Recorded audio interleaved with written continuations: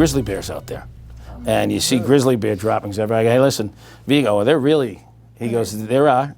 And he said, and it's pretty serious. If you see one, don't move. Good luck. And I said, if I see one, I have the idea. We're going to push Pete down, and you and I run to the cabin. You know, the last guy, first guy you can get, they'll yeah.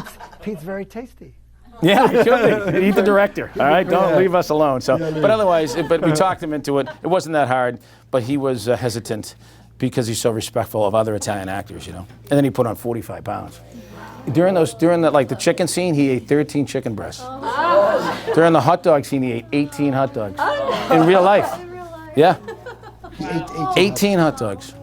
Just jamming them in his face. If you look full, he was full. You know, he sat down and went, come on, Dolores. He's full. He's full of hot dogs. There's commitment right there, right? Yeah. He's a very special guy. Oh, I love him. I love that guy. I really do. Seems to love him. And Marisol. And someone like Linda Cardellini. How great is she, right? She's wonderful. And it's talking about in the moment when she was reading that letter and the tear falls down. I mean, all the people around the set and all the people behind the camera and the room full, it was freezing too that day. She had a vicious cold. And to have her read that letter and then have that just tear come down, she's so, all of a sudden she phased everything out. And she's really reading a letter from her husband in her mind. And it was beautiful, wasn't it? Yeah. So beautiful. The acting is extraordinary. It's effortlessly. You seamlessly put a beautiful script together. It just has everything. You can never get tired. I think that movie from 20 years from now, we're going to be talking about Green Book. I hope so. Thank you. Absolutely. We're ready for any sequel, Blue Book, anything? Blue Book, yeah. All the books now. That's right. Yeah. We can do that. Why not, right? I don't know. Hey, what about Blue Books? Yeah, that'd be great. That'd be great. Just kind of, It's going to be tough to get those actors again. I mean, they're just so busy. Yeah, we just kind of keep going. Yeah. So, well, what keeps you so positive? What keeps you motivated to? Well, I will say this. Again, part of my philosophy is being around nice people. Right. So when you're around nice people, you're in a good mood. And if you're around negative people, they can put you in a negative mood. I mean, here's the thing. And I've said this to so many people when I was working nightclubs and everything else. We picked the job, entertainment, that everyone in the world wants to do. I've got friends who are doctors, lawyers, and I love them all.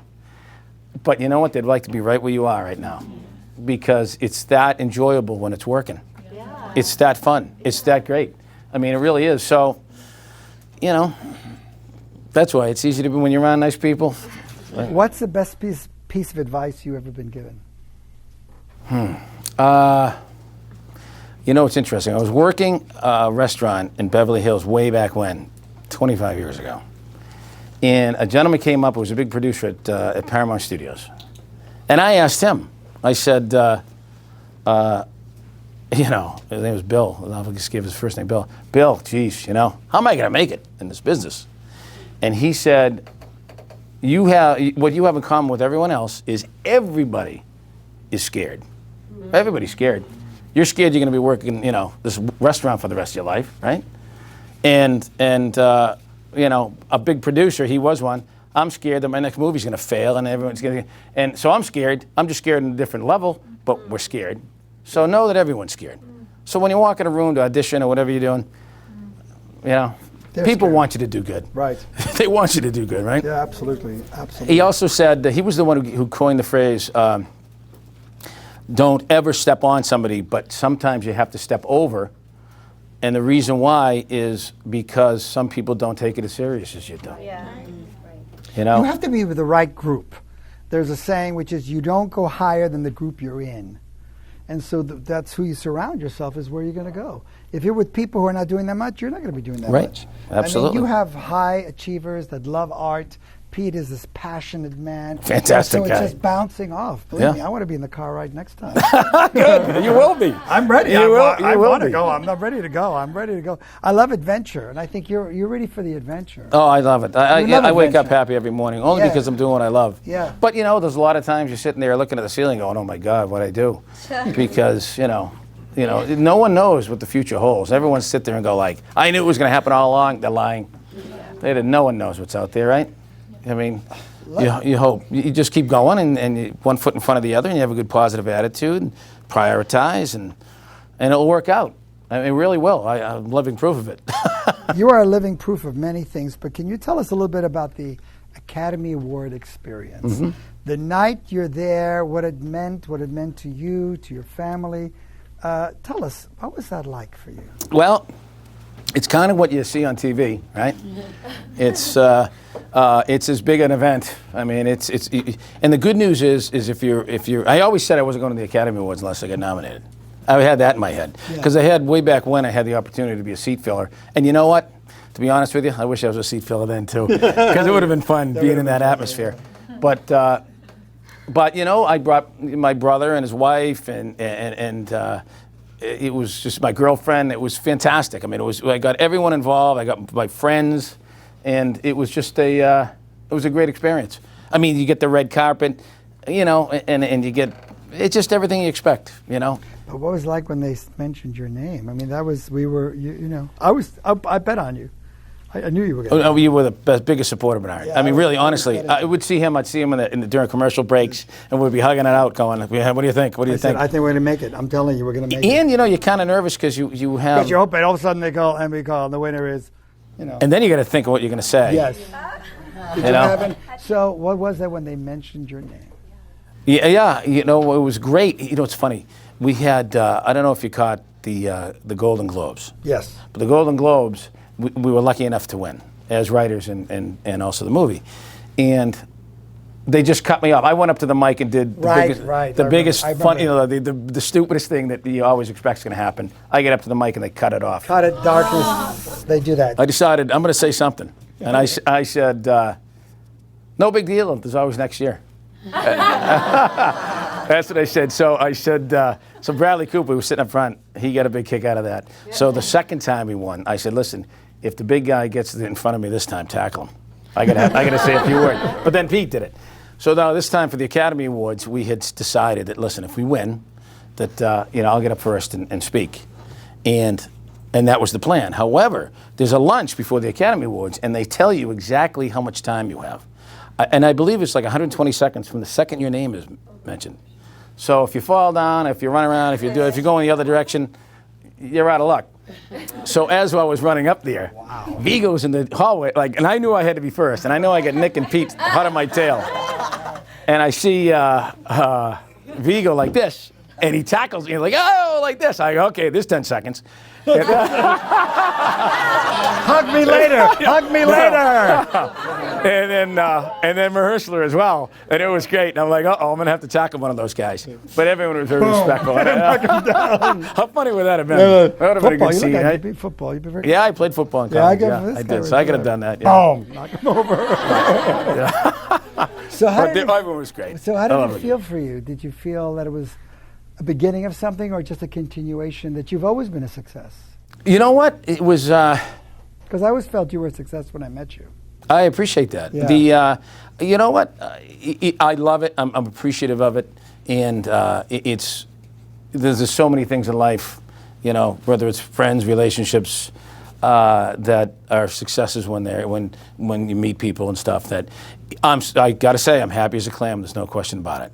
Okay. But you know, there's other things in life as well. Absolutely. No, it's not about just getting the award. It's what it means to you and the acknowledgement. Mm-hmm. And it's really the work. It's never the award for anybody. I've never met anybody who wanted the award. Right. They wanted the great work to leave something behind. That's the most important thing I've ever noticed from anybody. People who sit there and say, it's funny, I know some athletes, professional athletes, and they don't just sit there and say, I want to be in the Super Bowl. They sit there and say, I want to work hard enough to run the fast 40 and bench press this and learn the playbook. Yeah. And then the Super Bowl comes because they prioritized. They learned their craft. And if you sit there and say, you know, I can't wait to get to the Academy Awards, well, it's not gonna happen. You know what I mean? You're taking a big leap. How about learning your part? How about writing? I always talk about the fact that if you love to act, you'll work. If you just want to work, you'll never act. You have to love. You have to love acting. Mm-hmm. If you love to act, then you'll get an award or don't, or you'll go, because that's not, and in fact, some of the people that I know, getting an award, you know, didn't really, you know. Didn't change it. I mean, didn't change anything. No. I mean, they still work because they love the craft of acting. You're such a writer. What piece of advice would you give writers? What would you say if somebody wanted to start a writing career? How many people are interested in writing? Because I wrote my first film, and I want to know what are some of the pieces of advice that you would give to somebody who wants to start writing? Well, they always say write what you know, and I do believe that. That helps. Totally. Certainly to sell the first one. But also write what you enjoy so you don't wake up looking, staring at the blank page like it's a homework assignment. Do you think they should take a writing course? What do you think about Well, you that? know what's interesting with me? When I came out here, luckily I went to a decent college and in high school, so I knew how to write. Like, I knew how to write, but not scripts. Right. And then I was working so many restaurants and stuff, and I was driving limos. I was doing it all, but I didn't have the money to go to Columbia, to go to screenwriting classes. And some of my best friends, like Scotty Rosenberg, BU, and then New York University. Right. So I just went to Barnes and Noble, and I read every single solitary book I could find on writing. I mean, I still have them stacked up, underlined a million times. And reading them. I actually, it's funny. I read them like I get excited reading them. I really do. Like, wow, it's a great idea. In your head, you can think of ideas in your head as they tell you how to navigate things, and then nothing beats doing it.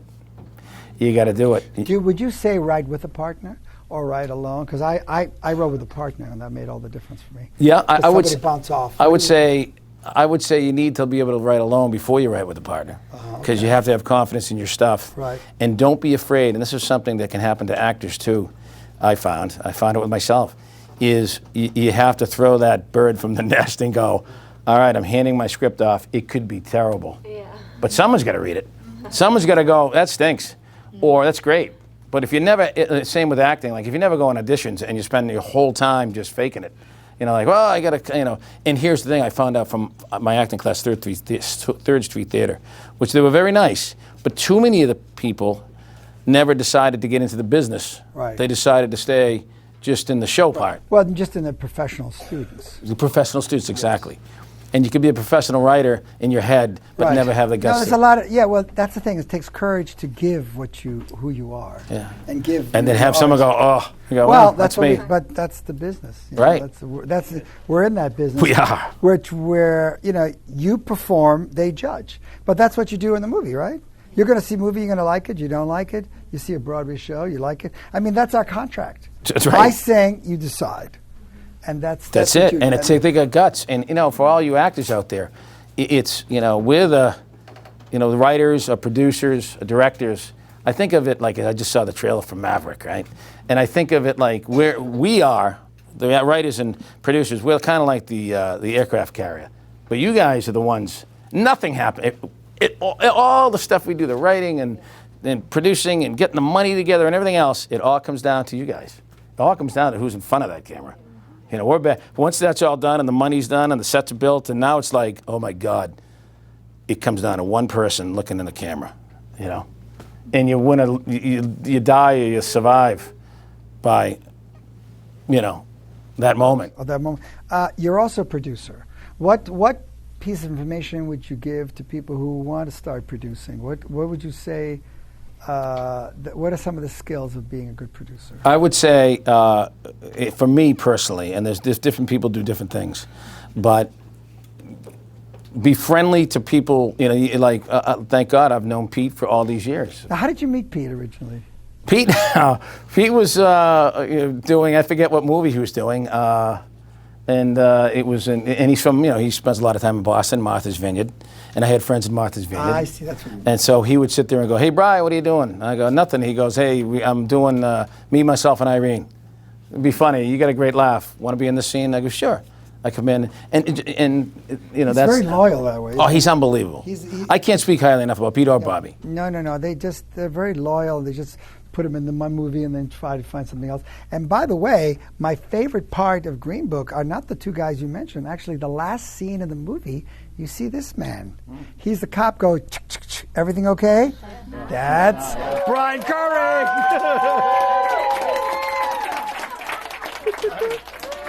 That's you. Yeah, Half yeah. point. And you know, it's funny. We did. That was the shortest day on the set, right? So I go, Pete. Cut. So So you said, hey, we need a cop, and you said, I'll do Pete it. says, so there's dead silence behind the camera. You know, there's 200 people back there, but you can't see anybody back there. And it's just rehearsal and I and Vigo up front. And Pete goes, cut. He goes, geez, you know, that was pretty good. And I go, maybe I should be a cop.